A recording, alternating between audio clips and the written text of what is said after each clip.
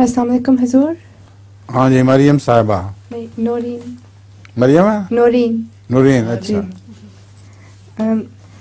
حضور کیا یہ درست ہے کہ بطخ مکروہ ہے اور پھر اس کا مطلب ہے کہ ہم نہیں کھا سکتے؟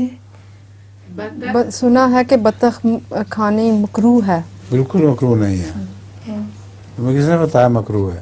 وہ کچھ کالج میں غیر احمدی لڑکیاں کہہ رہی تھیں. کالج میں کچھ غیر احمدی لڑکیاں کہہ رہی تھیں. شوق سے کھاؤ.